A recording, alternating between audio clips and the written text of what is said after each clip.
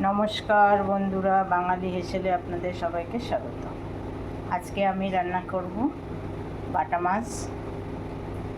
এই বাটা মাছ এনেছে বাজার থেকে। বাটা মাছ দিয়ে কাঁচকলা কেটে নিয়েছি, আলু কেটে নিয়েছি, আর এইগুলো চুই ঝাল বলে এটা আজকে মাছের ঝোলে দেবো আমি। তা আপনারা কে কে চুই ঝাল চেনেন আমাকে কমেন্টে জানাবেন। এটা আমি মাছের ঝোলে দেবো আজকে। আর মাছের ঝোলের জন্য মশলা নিয়েছি, এই যে আদা, কাঁচা লঙ্কা, জিরে আর গোলমরিচ। এই যে উনানে আমি কড়াই বসিয়ে দিয়েছি। আমি প্রথমে আগে মাছটা ভেজে নেব।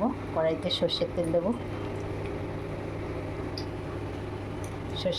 তার মধ্যে আমি মাছটাতে একটু হলুদ গুঁড়ো, লবণ, মাছটা আমি নুন হলুদ মাখিয়ে নেব।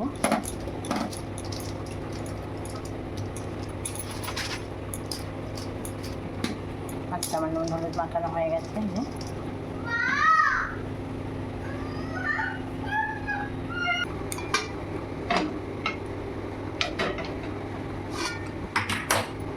এবার আমি মাছটা ভেজে নেব।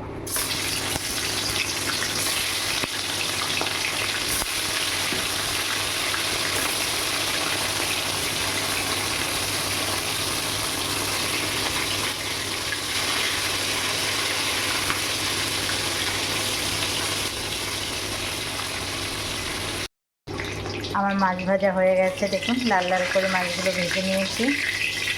এবার আমি মাছগুলো তুলে নেব। মাছ ভাজা আমার হয়ে গেছে।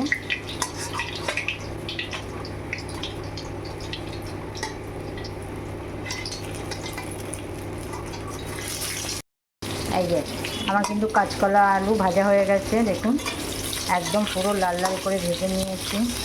এইভাবে আপনারা কাঁচকলা ভেজে রান্না করবেন। যারা কাঁচকলা ভালোবাসেন না তারাও ভালোবাসে খাবে, দেখে বোঝাই যাবে না যে কাঁচকলা খাচ্ছে। এই আমি যেভাবে রান্না করলাম এইভাবে রান্না করে একবার খেয়ে দেখবেন।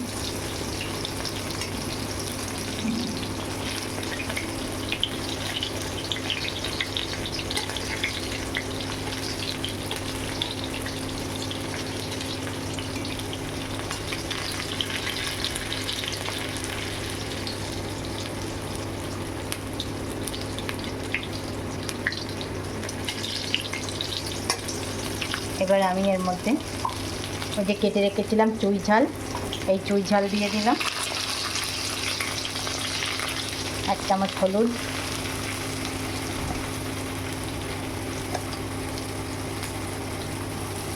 স্বাদ মতন নুন,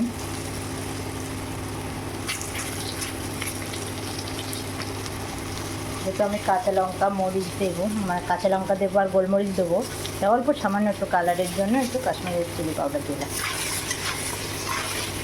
দিয়ে আমি একটু নাড়াচাড়া করে নিয়ে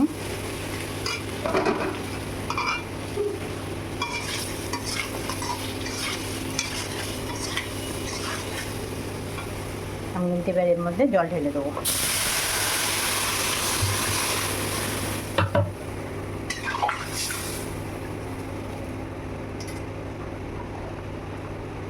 মাছটা দিয়ে দেবো। ঝোল আর মাছ একসাথে ফুটলে খেতে ঝোলটা টেস্টি হয়। ফুটে গেছে, এবার আমি বেটে রাখা মশলাটা দিয়ে দেবো। আদা, জিরে আর গোলমরিচ আর কাঁচা লঙ্কা। একটু প্লেটটা ধুয়ে একটু জল দেবো, সামান্য মশলা ধোয়ার জল দিয়ে আমি এবার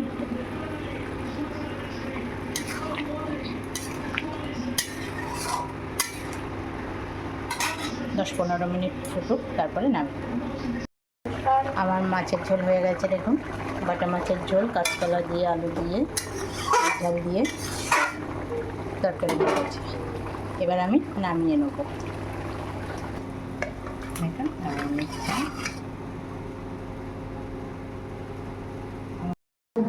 দেখুন মাছের ঝোল রেডি।